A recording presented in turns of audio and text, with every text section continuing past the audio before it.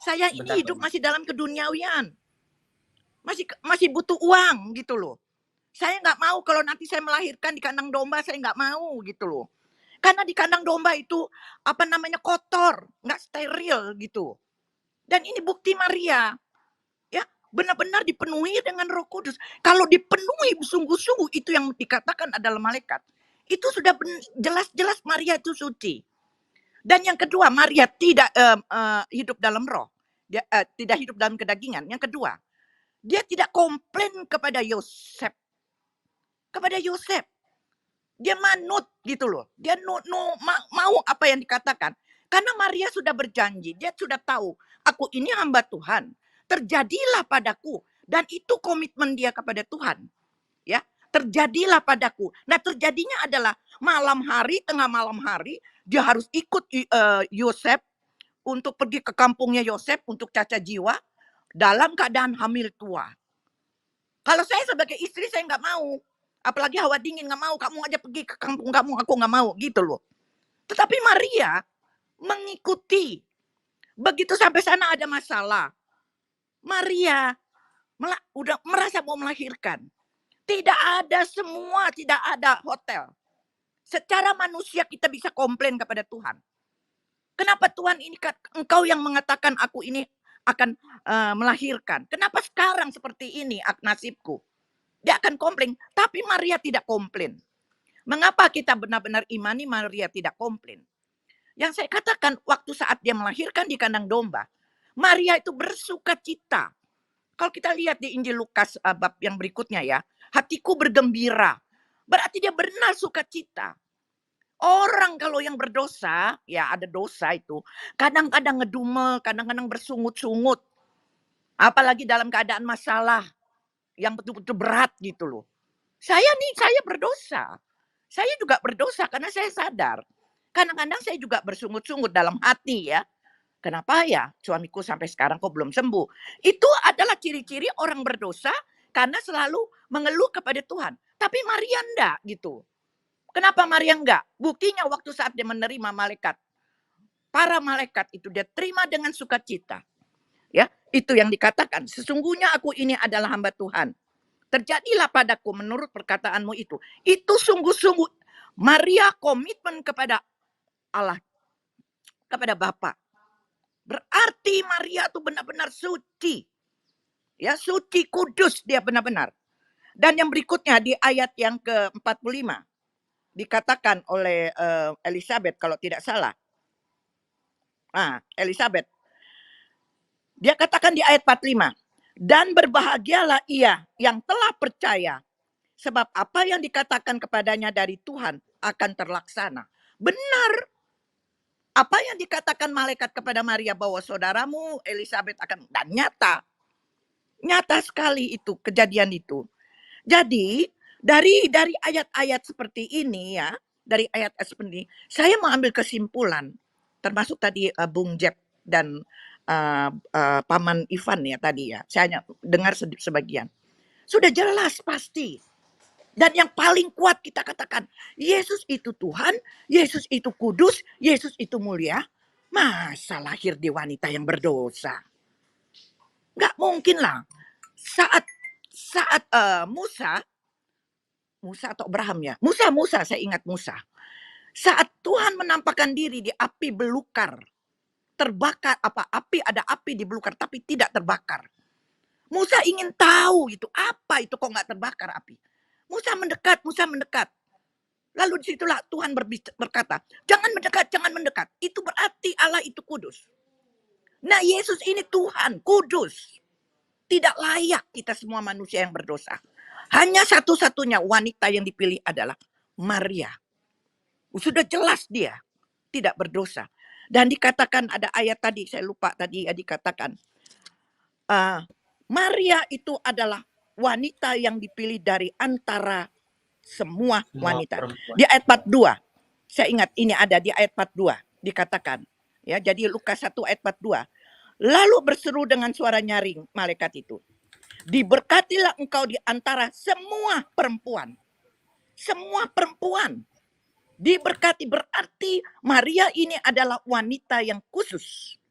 Beda dengan semua wanita di dunia ini. Baik dia Esther, Elizabeth, Sarah, Ruth, Naomi. Tapi Maria ini adalah wanita yang spesial. Kalau wanita yang spesial, apa bedanya dengan kita wanita-wanita yang lain semua? Termasuk di dalam perjanjian lama itu. Yang suka disebut-sebut pada saat kita membawa renungan. Lihat itu seperti Esther, lihat itu seperti Naomi, lihat itu seperti Ruth. Nah, pasti Maria ini ada bedanya. Bedanya itu adalah Maria tidak berdosa. Ini suatu yang membuktikan yang betul-betul ya. Diberkatilah engkau di antara semua perempuan. Dan diberkatilah buah rahimmu. Berarti seluruh Maria, buah rahimnya, seluruh tubuhnya dia, seluruh pribadinya itu kudus. Itu suci. Kita yakin benar. Yakinnya dari mana? Dari ayat-ayat ini. Ayat 45 tadi dikatakan, dan berbahagialah ia yang telah percaya. Sebab apa yang dikatakan kepada Maria dari Tuhan akan terlaksana. Bukti terlaksana. Bukti terlaksana. Gitu. Nah, hidup dalam roh, kalau kita lihat di dalam Korintus kalau tidak salah, ciri-ciri orang hidup dalam roh, dan itu sudah dialami dan sudah Maria sudah mengalami hidup dalam roh itu semua. Dia tidak bersungut-sungut, dia selalu bersuka cita, dia sungguh percaya di dalam hidupnya, dia selalu menjalankan perintahnya, dia tidak matre gitu loh, tidak matre. Bukti tidak matre, dia tidak menuntut pada Yosef untuk cari sedapat mungkin untuk aku melahirkan yang layak, untuk melahirkan aku yang betul-betul steril gitu loh. Ya, wanita saya yakin wanita di dunia siapa yang mau lahir di kandang domba? Gak ada yang mau, gak ada. Maria ini sungguh dia menerima karena janji dia. Aku ini hamba Tuhan, terjadilah padaku. Maka dalam segala apapun dia menerima itu semua. Berarti dia betul-betul orang tak berdosa. Itu saja Degea. Itu yang saya imani ya untuk nambahkan kepada tadi Bung Jack dengan Bung Ivan itu semua. Jadi tidak menyesal kita sebagai orang Katolik. Tetap menghormati ibunya yang melahirkan, yang lahir di dalam kandungannya. Dan kita percayai adalah benar Maria itu suci, tidak berdosa. Karena Yesus layak lahir di dalam kandungan. Terima kasih Degea. Tuhan Terima kasih memberkati. Lanjut. Ibu Lani, terima kasih. Ini guru saya Bapak Ibu ya. Terima kasih Ibu sudah sudah memberikan dari perspektif perempuan, tetapi tidak kalah penting karena semua punya dasar yang sama jadi iman Katolik itu tidak pendapat masing-masing ya, tapi pendapat magisterium gereja atau pengajaran gereja. Oke. Pak Dwi, saya berikan dulu kepada Pak Ivan ya, karena Pak Ivan ini kadang-kadang dia mengalami trouble ini ya. Ya. Ya, silakan Pak Ivan, sudah saya angkat tulisannya, silakan. Halo Pak Ivan. Ya. Ya, Bro Gia, saya coba share screen ya. Ya, itu sudah diangkat, tinggal buka persis di itu sudah. Ya. Sudah masuk ya? Ya. Sudah, silakan.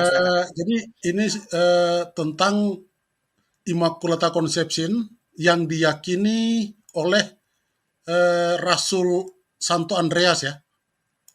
Jadi abad pertama ini. Gitu. Nah, jadi rupanya ada sebuah surat ya.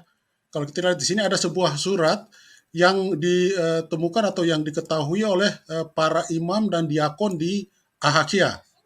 Nah, surat itu berisi tentang kisah kematriran ataupun martirnya Rasul Santo Andreas, di mana pada waktu dia di hadapan Gubernur Eugeus pada penyiksaannya, Rasul Andreas mengatakan demikian, Bro Gea, di sini dalam bahasa Inggris, ya mungkin barangkali yang paham bisa menerjemahkan. Kurang lebih kalau kita lihat di situ, Rasul Andreas mengatakan bahwa dan terlebih lagi karena manusia pertama ya diciptakan dari bumi yang tak bernoda, Adam ya, konteksnya Adam ya, karena para rasul mengenal tipologi Adam dan Yesus sebagai Adam kedua. Jadi Adam diciptakan ya pada waktu itu bumi belum terkutuk ya karena belum ada pelanggaran dosa. Jadi menurut Rasul Andreas dikatakan bahwa manusia pertama diciptakan dari bumi yang tak bernoda. Nah, paralelnya itulah makanya mengapa anak Allah atau manusia yang sempurna lahir dari Immaculata Virgin. Ini keluar dari mulut Rasul Andreas pada waktu menderita penyiksaan menjelang kematiannya. Di sini kita lihat bahwa ada semacam antistropi atau semacam perbandingan antara bumi yang tak bernoda, Immaculata Earth, dengan Immaculata Virgin. Artinya apa? Rasul Andreas sudah meyakini tentang Immaculata Virgin, tentang Bunda Maria yang Immaculata. Karena ini keluar dari mulutnya oleh para rasul. Nah, artinya apa? Immaculata ini bukan buatan bapak-bapak gereja, bukan buatan temuan daripada gereja sendiri, tetapi merupakan pengajaran ataupun pemahaman ajaran apostolik itu sendiri dari para rasul yang bisa kita. Nah, pada awalnya surat ini diragukan, Bro ya. Surat ini diragukan karena yang ditemukan adalah kopian dalam bahasa Latin. Karena ini buatan gereja saja nih, karena dalam bahasa Latin ya. Tetapi kemudian setelah tulisan dalam bahasa Yunani originalnya ditemukan dalam library Bodleian dan dipublikasikan oleh Charles Christian Walk. Nah, Charles Christian Walk ini seorang Protestan, Bro ya. Dia seorang Protestan yang mempublikasikan surat original dalam bahasa Greek tentang khotbah terakhir Rasul Andreas ini menjelang kematiannya itu di depan Gubernur Egeus.